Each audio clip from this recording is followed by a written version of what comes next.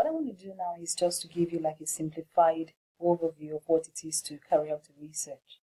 I've had students ask me severally, how do you carry out a research? How do I write my dissertation? And what I want to do is to just give you like a layman's, explanation of what that entails, particularly for master students. What is research? Basically, you're trying to look at an area that has not been charted in the past. That has not been previously charted, okay, in layman's terms. And then you come out and then you decide to look into this particular area. You don't want to be too ambitious in doing that, so you have to scope down a bit. You have an idea of what you want to do, and then in that general area, you discuss with perhaps your supervisor or a lecturer that has an idea or a background in this particular area of research you want to look into. After that, you come up with a topic in this particular area of research. And in my video, I'll be showing you how to come up with a topic using mind map and other tools and techniques. Based on this, you are going to have a look at different aspects or themes in this particular wide area that you're looking at, because you want to scope it down and be able to achieve it within the time frame you have. When you come up with a title for your research, the next thing you want to think about is the purpose or the aim of this research. Why do you want to carry it out? What do you want to actually achieve at the end of the day? So you're going to think about the significance, and that's going to give you an idea of what the real aim of the research is. And based on this, you will come up with research questions. So what questions are you seeking to answer? Once you have the questions you're seeking to answer, you have your objective, you have, of course, the aim. It all builds back to the title or the topic of the research. So get this, you have the title of the topic that gives rise to an aim, and from the aim, you develop your research questions, and based on these, you have the objectives you want to carry out. Then depending on the kind of research, you may have some hypothesis you want to test. So if you have hypothesis you want to test, it could be one or two. Perhaps you want to check if a particular statement, are boys more intelligent than girls? Then you can postulate that boys are more intelligent than girls, or that girls are more intelligent than boys.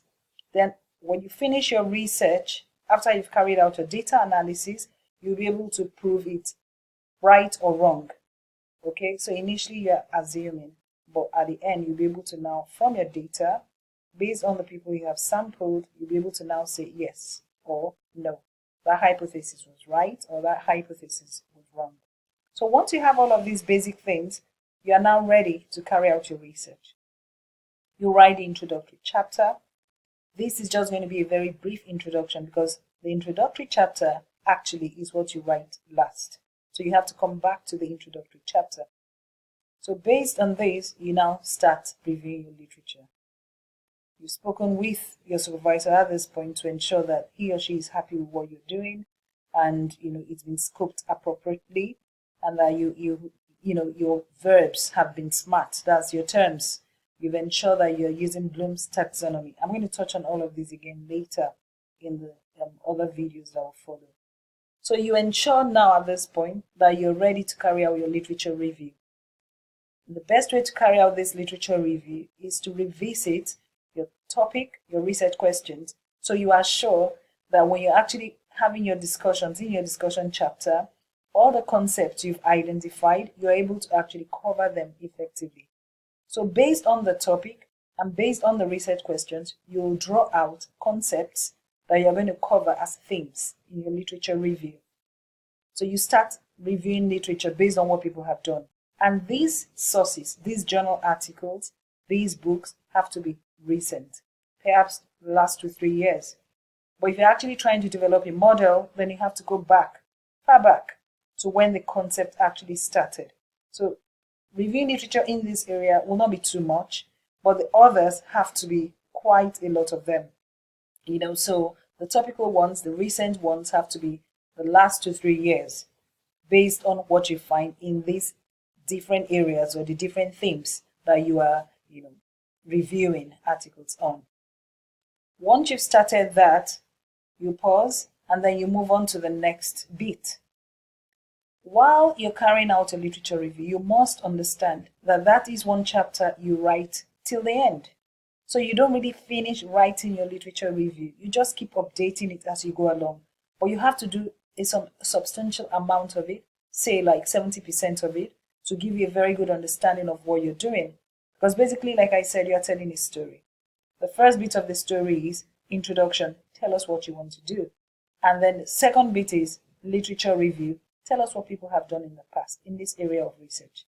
And if you scope your literature effectively, you review the sources properly, you'll be able to now establish where there's a gap in literature. And it is this gap in literature that basically you are trying to plug in your knowledge. So you want to contribute to the body of knowledge based on what is missing in the body of knowledge.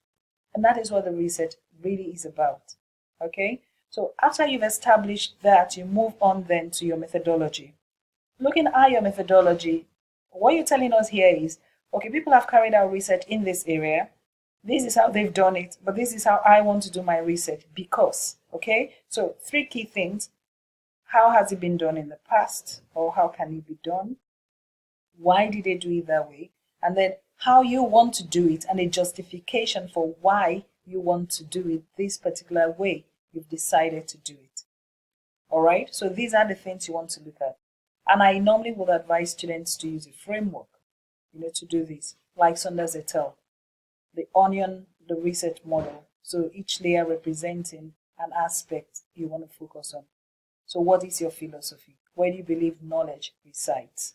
Okay, so looking at where you believe knowledge resides and justifying why you think knowledge for this research is going to reside in that particular domain, that will now inform the methods, the data you use for data collection, for data analysis, etc. There has to be, consistency. Okay, so once you've, finished with this aspect, you'll now be able to have an idea of how you can now develop your tools for data collection, particularly if you want to carry out a primary research. Okay, so if you want to use questionnaires, for instance, then you now have to think through, how do I develop my questionnaires? What are Likert skills? So you have to have a good understanding of this. You go back to the textbook, back to literature to understand what people have done in the past and to understand what people have suggested on best practices, right? So once you now develop your tool, like questionnaire or interview schedule or focus group schedule, that will now give you an idea of what you want to cover. At this point in time, you have to go back to your supervisor to check, is this okay? But one thing I normally will tell my students is to come up with a table that maps the questions you're asking in your questionnaire, the questions you're asking in your interview schedule, the focus group schedule, to map these questions against your research questions. Because at the end of the day, what you want to do is to answer the research questions you set out to answer. So you must check as you go along that the data you're going to collect will give you enough information after you've processed it, you've analyzed it to answer the questions you set out to answer. So once that's achieved, you pilot your tools. You pilot your questionnaire, you pilot your interview schedule, pilot your focus group schedule. So you have, say, 10 students or 10 other people, participants that you can easily access, complete your questionnaire for you. After they've completed it, you have a look at what the responses are and then analyze it, and check, is it really going to give me answers to the questions I want to answer? If yes, then fine. If no, then you now have to amend your data collection tools to help you achieve what you really need to achieve for the research. So once this is done, once this is achieved, then your tools are ready. And then, of course, you've carried out your pilot. Now you're ready to actually administer the tools to the actual participants. So you have to communicate with them via email, you have to contact them, you have to go see them, fix appointments for those you want to interview, etc. In doing all of this, you have to think about validity, you have to think about reliability of your tools. And in doing this, you could actually go online while you were reviewing literature, reviewing tools. You might find tools that have been used in the past, in that area of research. And you could adapt these, and this will enhance the validity of your own tool and the data you collect as a result. So once you're through with your data collection, then you analyze it. You analyze what you've collected. If it's quantitative, then you want to use a tool like SPSS. a statistical package for analyzing quantitative data. But if it's qualitative, then you want to use a tool like NVivo or Atlas TI that will help you carry out thematic analysis of your rich data set. Okay, so at the end of the day, you now have your focus group. Again, you can use thematic analysis for this using NVivo, and then you come out with your themes and compare these themes with the numbers you got from your quantitative analysis. Is it saying the same thing? Is it not? Why? So these are the things you want to now consider when you now move into your discussion chapter. So based on the findings you arrived at from your from analyzing your data, you now want to check, what did I find in the literature with respect to research question 1, for instance. Okay, so but what has my data found? Is it the same with what I found in literature? Why? Is it different? Why? That is the discussion chapter. So you now call back on the literature review that you've carried out and then compare with what you have done and then tell us why you think it's similar or dissimilar. And that now will give you an idea of recommendations you want to make or the conclusions you want to draw. So that fits into the recommendations and conclusion chapter. When you finish your recommendation and conclusion chapter, you now go back to the introduction to check that the things you set out to do, you've achieved them. And then you finish writing up your introductory chapter, and then you have your abstract, you have your executive summary. And that is your research done. So basically, you start off by telling us what you want to do, an introduction. Why do you want to do it? What's the significance? What's the conceptual overview of what you want to do? Okay, and after that, you relate it to the next chapter, which will now be the literature review. You tell us what have people done in this area, why do you think they did it, what did they find, what were the key things they found, and what is that area they have not touched, which you now want to actually, make some recommendations about, or you want to, contribute to knowledge, the body of knowledge, in that area. And once you've done that, which is literature review, you now move on to methodology, telling us, okay, what have people done in the past? How have they done it? The methodology they've used.